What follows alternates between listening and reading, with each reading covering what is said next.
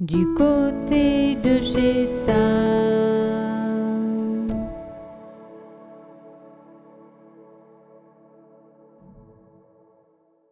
Bienvenue du côté de chez Sam.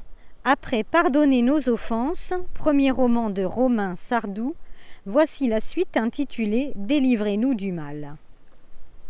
Le père Guilhem Abba est prêtre depuis 8 ans dans un village isolé du Quercy, Quentin-Pré, en janvier 1288. Il avait moins de 30 ans quand il arriva au village. Cependant, il était très beau, des yeux bruns et intelligents, un front haut, le nez mince et droit, la tonsure parfaite.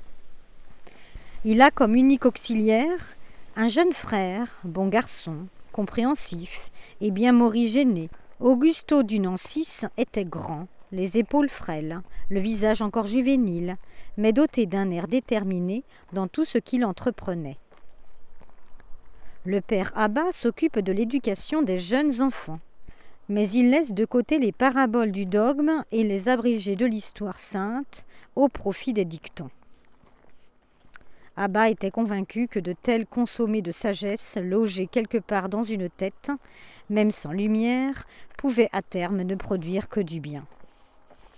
Parmi les enfants se trouve Perrault, 8 ans, fils unique de Gernique le menuisier et de Esprit Madeleine dite la boiteuse, le préféré de Guilhem Abba. Soudain, pendant la classe, 4 hommes vêtus de noir pénètrent dans le presbytère, tuent l'un des enfants avant de disparaître avec Perrault. À Rome, Bénédicte Guy tient sa boutique dans une ancienne mercerie qui porte désormais comme enseigne « Bénédicte Guy a réponse à tout ». Effectivement, ce jeune veuf de 32 ans est fréquemment consulté, que ce soit pour traduire des textes, pour résoudre des problèmes mathématiques ou des crimes.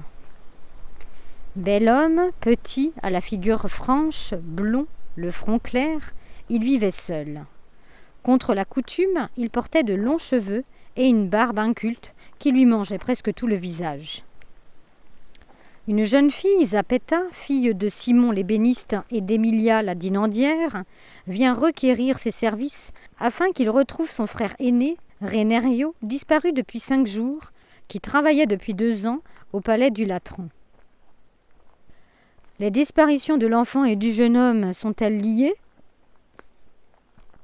Rapts d'enfants, miracles et complots sont les ingrédients explosifs de ce livre captivant.